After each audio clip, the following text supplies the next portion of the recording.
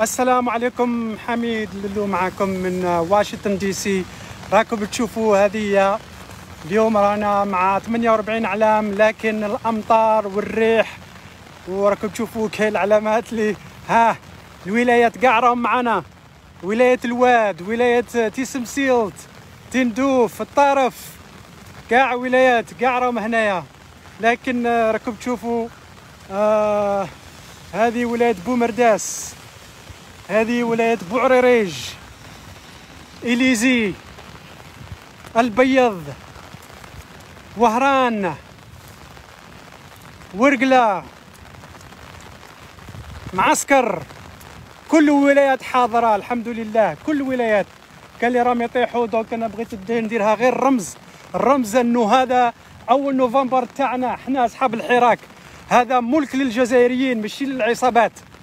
اذا انا قلت لكم باللي غادي نجيب لكم 48 علام يمثلوا 48 ولايه، ولو انه فيه مطر غزيره من الواحده تاع الصباح تاعنا هنا، معناته 6 تاع الصباح تاعكم والمطر ما توقفش.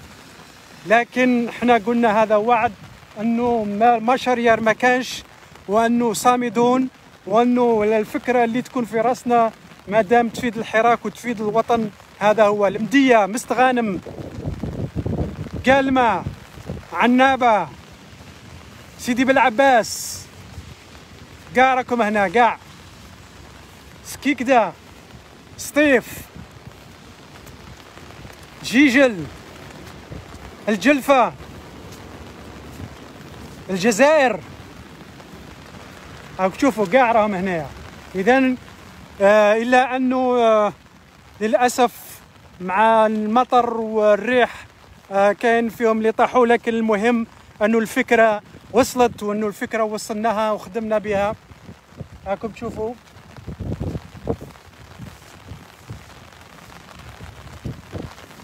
المطر مازال هنايا في واشنطن دي سي. حراك الجيريا ما راكمش وحدكم، يتنحاو كاع. هذا هو الماده الاولى تاع الميثاق تاع الحراك، اللي هو يتنحاو كاع. قولوا لي لا راكم تسمعوهم، باسكو مع هذا النو ولا خرج سي با لي زيكوتور الا بلاصيتهم مليح ولا لا.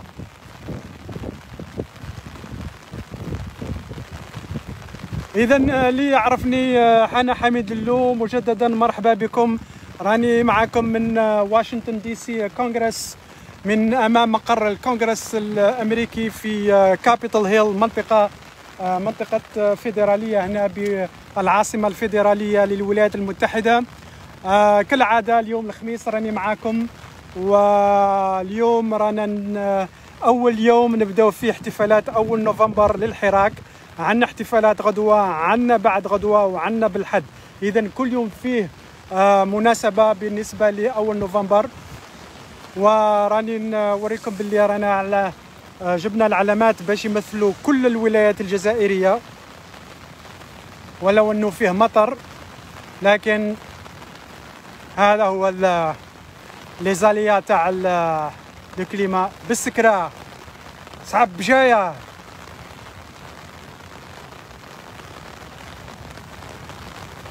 باتنا، البواقي، كاع راهم هنا. الاخرين مالوروزمون لي السين طاحوا، لكن ان شاء الله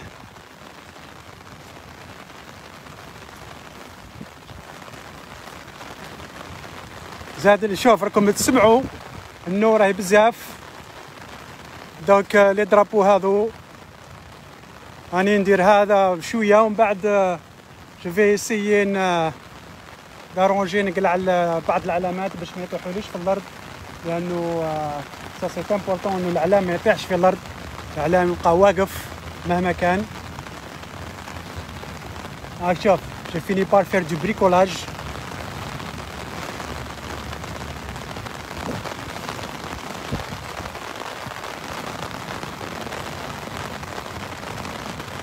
الواد، سوق هراس، تيبازا، ميلا، عين دفلة، عندنا أصحابنا عين دفلة، يوسف فيفي وجماعة عين دفلة وزبير نعامة أدرار. إذا راكم تشوفوا الحطة راهي هنايا. دونك سيتي جوست بور فو مونطري هذا الشيء هذا، وإن شاء الله عندي بعض لي سوجي نهضر مع فيهم اليوم. لو سوجي سي المبادرة اللي قاموا بها تاع 22 فبراير. راح نتكلم على هذه المبادرة ونشوفوا واش تفكروا فيها، والناس اللي بغاو يطلعوا معايا يقدروا يطلعوا معايا. مي بور لو مومون on va juste filmer un peu, peut-être essayer de mettre la musique. شوف نو راكم تسمعوا فيها، انا راني قاع مبلول. ها شوف. السلام عليكم يا جماعة الخير، راكم تشوفوا ها فوالا هنا vous montrer كلشي مبلول.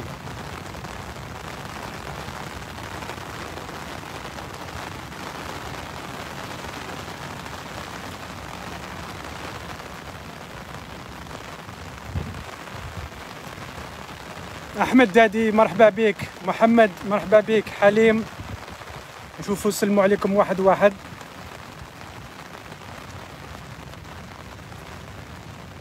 مسعود، يزيد، داني، رامل، نبيل، فريد، محمد، نادير، جمال الدين،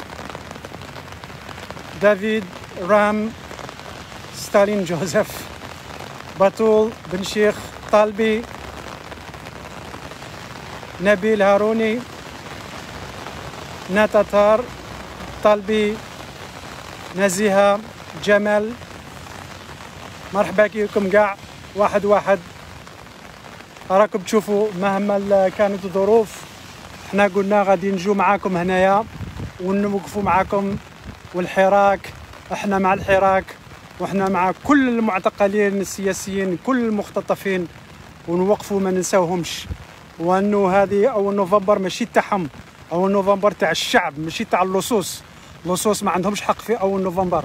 اول نوفمبر تاعنا، والدستور ما يفوتش معناته ما ننتخبش، خلوهم يزوروا على رواحهم، ما نمشوش ما ننتخبوش. لازم الناس تقعد في دارها، ما كاش انتخابات، ما كاش انتخابات مع العصابات. السلام عليكم مجددا، هذا حميد من واشنطن دي سي، من امام مقر الكابيتول هيل بالكونغرس، وانني هنايا معكم مع 48 علام جزائري. قلنا 48 معناته 48. شوفوا كاع المنطقة هذه كاع ديناها هذه تاع الجزائر لمدة نص ساعة لا تكون هذه منطقة جزائرية، تحت المطر، تحت البرد، تحت الثلج، تحت الرياح، مهما كانت الظروف.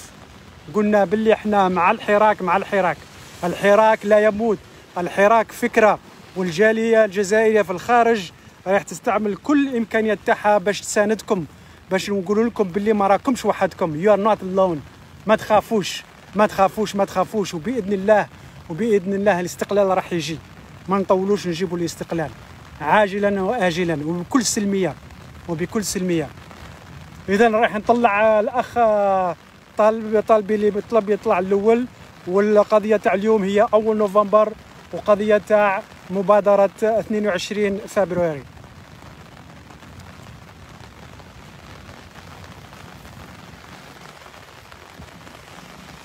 يلا طالبي راني قبلت الطلب تاعك، تعال معايا، واللي بغي يطلع مرحبا به.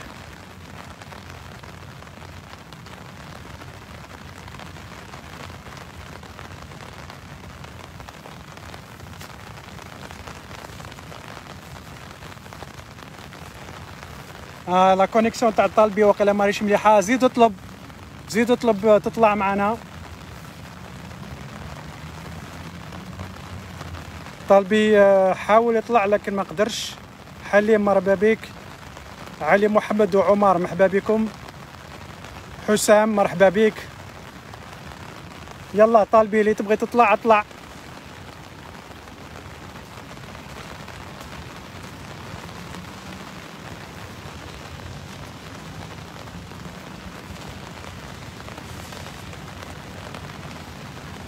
إذا هذه مبادرة سمعت بها من بعض الإخوان، تكلمت مع بعض الإخوان من الجزائر اللي فيهم الأستاذ بوشاشي، وتكلمت مع الأخ لالماس، وتكلمت مع الإخوة الآخرين، وما زارني باتصال مع الإخوة الآخرين. قالوا أنه مبادرة يعني قاموا بها هما، ما دخلوش كاملين، كاين اللي داخلين كاين اللي ماهمش داخلين، كاين اللي مازال راهم يتساءلوا. ربما القضيه راهي في لا كومونيكاسيون اللي تري امبورطونت، باسكو ما تنساوش باللي الطرف الثاني يحاول يخرب اي مبادره، يحاول يعمل تشويش. ما عنديش معلومات اكثر، لكن تمشوا على الانترنت وتلقاو انه المبادره حطوها على الانترنت، وبعض الناس وقعوا، وبعض الجزائريين استغربوا، وانا شخصيا انه بعض الناس وقعت وما عندها حتى علاقه مع الحراك. فلهذا انا راح نعطيكم معلومات اكثر لما استخبر اكثر. راني ما زلت نبحث، ما زلت نتصل بالشباب احبابنا في الجزائر وحتى في فرنسا، ونشوف هذه المبادره حقيقه وين راهي ماشيه، ويا بروبليم دو كومونيكاسيون. انا اعطيكم معلومات اكثر من بعد. يلا سي طالبي لين نجيبك انوفو. جيسبر كو الانترنت راهي مليحه. نزيد نذكركم انه غدوه عندنا قافله الحراك الجزائري في واشنطن دي سي، رايح تبدا على الساعه 3 قل ربع عندكم انتم تاع العشيه. سي طالبي الزول، السلام عليكم. السلام كي راك عليكم. لاباس؟ الزول في الاول خويا حميد. الحمد لله، كي راكم؟ والله الحمد لله خويا، نثمن المبادرة اللي راك تقوم بها، بارك الله الله فيك. يسلمك، سي ان غران بليزير. راك تشوف رانا في منطقه هنايا، هذا المنطقه كامل ولات الجزائر. شوف هذه كامل سي الجيري، والله الحمد لله بارك الله فيك. والناس تفوت، راكم تشوفوا السيارات وشوفوا الناس كاين اللي وقفوا ملي ما كانش بوكو بارك الله سيركيلاسيون، فيك مي ما على بالناش بهم يتنحاو خويا كاع. حميد. اولا وقبل كل شيء، تفضل. راك تشوف الدائره مقفوله كاع الجزائر. تفضل نقص. راني اسمع. خويا حميد، نعم. الله يزيد فضلك، الله يزيد فضلك اخويا. اولا وقبل كل شيء، تحياتي للشعب الجزائري الحر. اهلا وسهلا. اولا وقبل كل شيء، تحياتي للشعب الجزائري الحر في الداخل وفي الخارج. تحيا الجزائر، تحيا الجزائر. بالمناسبة يعني حلول أول نوفمبر هو خروج الشعب الجزائري الحر الأبي لنزع هذا الأبية المسقي بدماء الشهداء من الاستعمار الغاشم. ها نحن اليوم نستضيف السنة الجديدة لاندلاع الثورة بمعنى أول نوفمبر. نحن نعرف بزاف قيمته، والحمد لله أول نوفمبر للشعب وسيبقى للشعب مهما كانت الظروف ومهما كانت كما يقولوا هذه الأمور التي يدعون أنهم نوفمبريون أو ديسمبريون ولكن الحقيقة هي في الواقع أن الشعب الجزائري دائما مثقف، دائما سلمي، دائما حضاري، دائما يناضل بالسلمية، لأن الشيء الوحيد الذي يرد له الاعتبار أن هذه الأرض هي أمانة الشهداء. قبل كل شيء أترحم عليهم رحمة الله تعالى على الشهداء الأبرار والمخلصين لهذا الوطن الأبي، والمجاهدين الذين ما زالوا على قيد الحياة، وهم أيضا ربي يجازيهم في الدنيا والآخرة إن شاء الله. أما فيما يخص الحراك المبارك، هي كما راك تقول أخويا حميد، هي فكرة، والفكرة لا تموت.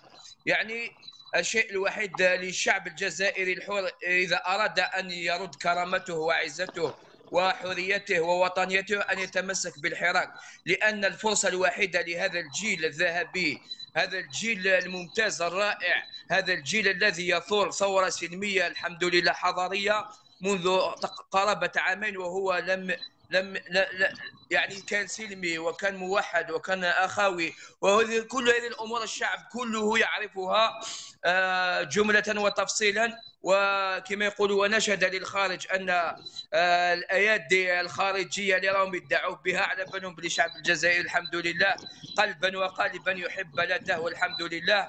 يعني داروا لنا كل الطرق للتشويه والتفرقه والعنصريه، وكل هذه الامور باءت بالفشل والحمد لله، وذلك لوعي الشعب الجزائري. حقيقة الحمد لله نحن أسياد العالم، أقول وأفتخر بأننا أسياد العالم والحمد لله. لدينا إطارات، لدينا كفاءات، لدينا كل الأمور التي تتح لنا بأن تكون هنالك صح من الشعب جزائر جديدة. أما بالنسبة لهذه العصابة حدث ولا حرج، يهمون ويقولون وهم لا يدرون ما يفعلون، ولكن بإذن الله تعالى سينتصر وينتشر بإذن الله الشعب الجزائري الحر في أول نوفمبر، لأن هذا التاريخ يعود للشعب الجزائري، لأن بن مهدي ربي يرحمه قال أفسحوا الثورة للشعب، فهو اللي قدرها، هو اللي على باله واش يدير بها، والحمد لله 54 62 هو اللي حررها. مات ربي يرحمهم 1.5 مليون شاهد، هذا يعني اللي يحسبوا الإحصائيات بالك تتزايد كل واحد كيفاش، ولكن الحمد لله ربي يرحمهم يجعل الله مثواهم في الجنه. خويا حميد كاينه حاجه واحده ثاني لازم نكونوا كما يقولوا موحدون، وكما يقولوا لازم تسمع فيا خويا حميد. راني نسمع. الو راني معاك، راني نسمع.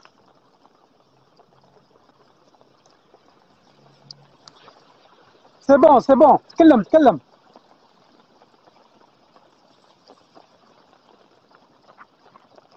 اوكي، هذا اخونا سي طالبي من الجزائر. اذا مجددا رانا معكم من مقر الكونغرس الامريكي بكابيتال هيل. هذا اليوم الخميس 22 لو 22 جودي تاع الحراك هنايا على كابيتال هيل. هذه اسبوع 22. واش بغيت نقول لكم؟ قلت لكم باللي اليوم 48 ولايه والحمد لله جبنا 48 علام، 48 ولايه صامدون ما نولوش مشاريع. زياده غدوه ان شاء الله على 3 قل ربع التوقيت تاع البلاد.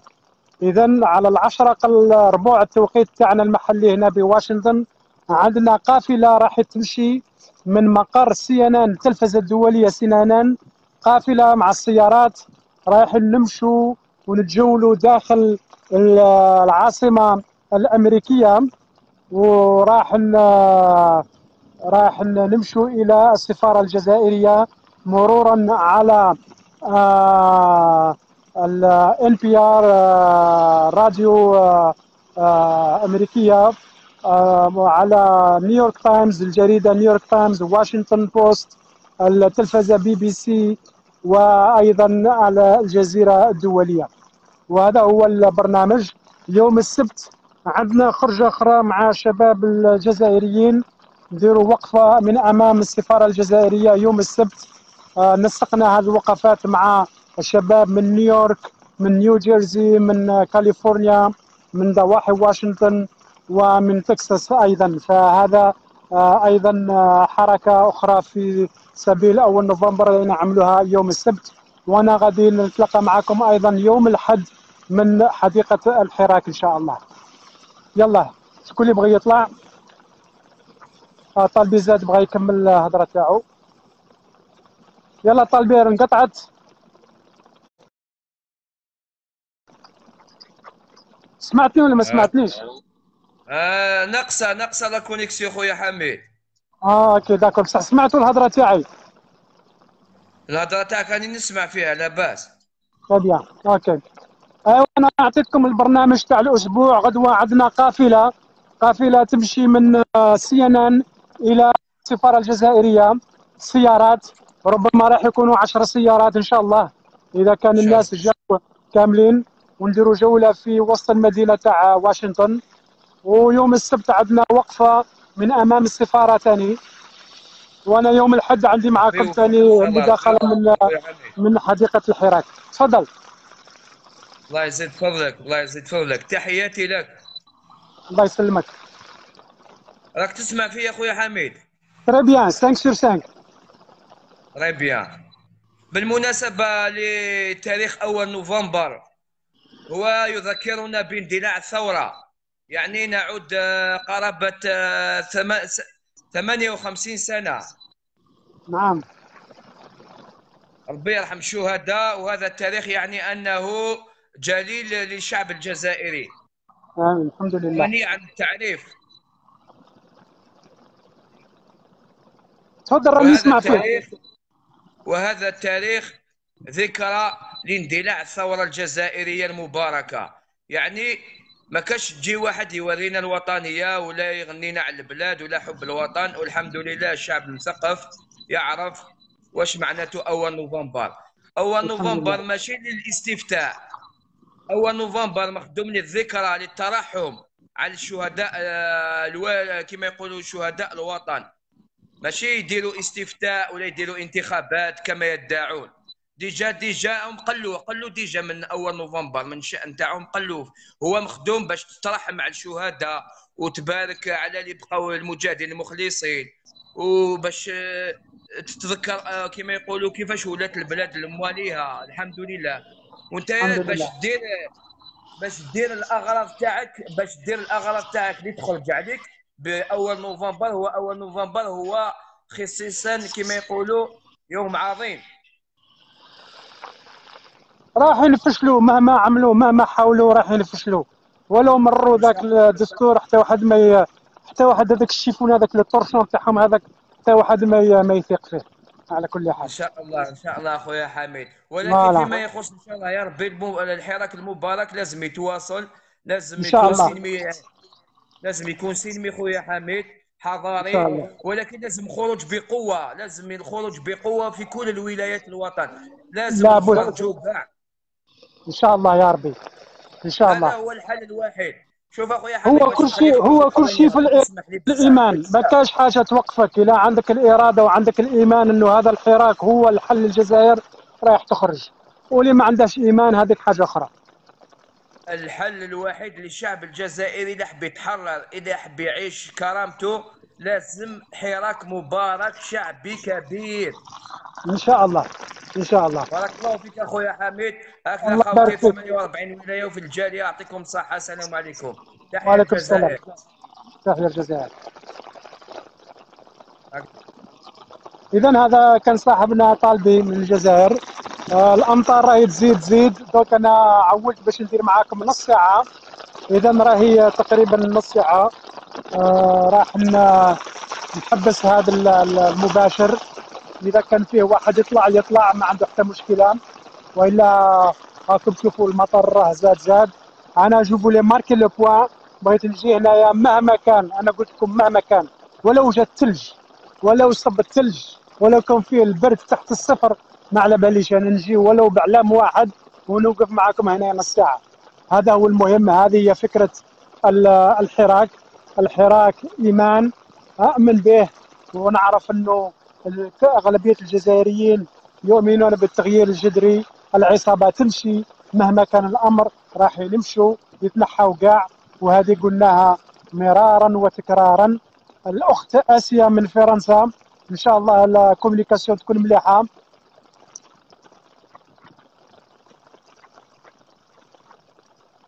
السلام عليكم. وعليكم السلام. كي راك يا اسيا؟ لاباس؟ وي صباح الحمد لله. وانت واش راك لاباس؟ رانا مع النوم. يعطيك الصحة يعطيك الصحة. سي مانيفيك ها. C'est يعطيك magnifique. الصحة. À que tu Ouais veux ouais là, c'est magnifique. je Ouais. vais, je vais montrer, c'est tout autour, tu vois. Il y a quelques drapeaux qui commencent à tomber, donc il va falloir je range le radis. C'est one man show.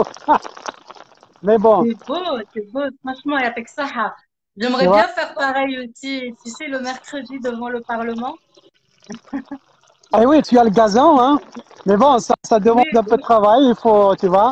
Toutes les wilayas sont présentes, sans exception. يعطيك الصحة. Toutes les C'est wilayas. magnifique. Toutes les wilayas. Et par contre, nous, on est rentré en confinement à partir de ce soir, hein, classe. Hein.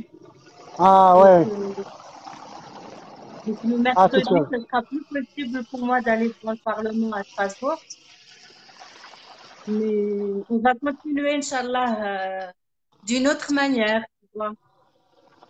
Ouais, bah, s'il y a le confinement, il faut respecter les lois du pays dans lequel tu C'est vis, ça. hein. C'est pas, c'est normal. On n'a pas le choix. Voilà. On n'a pas le choix de toute façon. Mais bon, j'espère que le relais va être repris aussi à l'intérieur du pays, d'ailleurs, tu Inch'Allah. vois. Inch'Allah, parce que là, nous, on est coincés, tu vois, on ne peut plus. Inch'Allah. La grande marche du 1er novembre à Paris est annulée. Ouais, Ça, c'est c'est dommage, vraiment ouais. dommage. Mm. Bon, la bonne nouvelle, c'est que, disons que grâce au confinement, certainement que les bureaux de vote vont être fermés. Tu vois, c'était censé être le 31 et le 1er en France, Ouais, dans les consulats. Et donc, du coup, ça va certainement être fermé, tu vois, à cause du confinement. ouais, Voilà, donc normalement, les élections de la diaspora algérienne en France n'auront pas lieu. Donc, je ne sais pas comment ils vont réussir à se débrouiller si jamais ils maintiennent les élections, parce que bon, ils pourront pas non plus, tu vois, renier toute une diaspora dans leurs calculs, quoi, tu vois. bien sûr, Bah bien oui, sûr.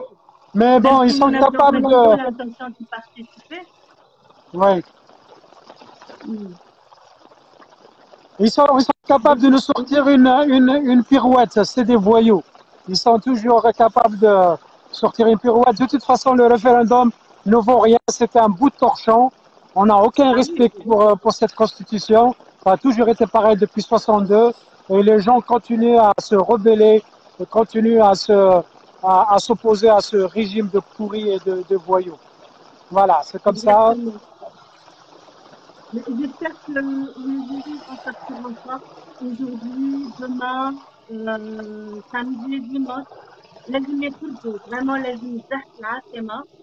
C'est très très important. Aujourd'hui, franchement, c'est un état de siège à Alger, hein. Ouais, D'après les nouvelles qu'on reçoit d'Alger, c'est un état de siège. Donc là, au moins, tu vois. Et vraiment, ce qui est préoccupant, c'est qu'il y a une manipulation aujourd'hui, parce qu'il y a certaines personnes qui ont été autorisées à manifester, mais c'est avec des slogans, non pas du Hirak, tu vois, mais contre l'État français, par rapport aux caricatures, etc. Ça a été autorisé, hein. ouais. Voilà, donc Mais ils vont on dans craint quand plutôt même une certaine manipulation. quand ils sont malades, ils courent vers leur maître de France. C'est ça. Parce que leur président, il est certainement en France, hein. Tu sais, ils ont beau raconter ce qu'ils veulent, il est certainement en Ouais, France. ouais, ouais. C'est Ben, il est chez évident. ses maîtres. Exactement. Mais ils peuvent pas dire qu'il est en France parce qu'il y a toute une campagne de boycott, tu vois, Ouais, actuellement. ouais, Donc, aucune transparence, comme d'habitude. Aucune ouais, transparence. ouais, Aucune. ouais. Là, il dit, Enfin, en tous les cas, bravo à toi. Je suis ravie d'avoir été invitée. il n'y a pas de C'est comme problème. si j'y étais. Il n'y a pas de problème.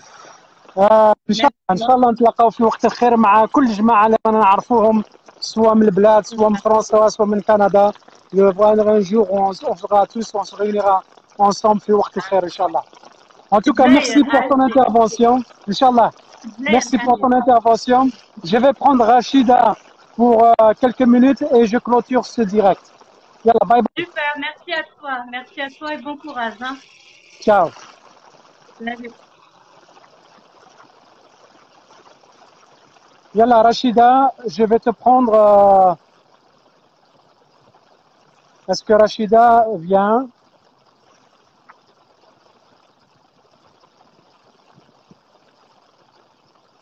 Je vais prendre Rachida.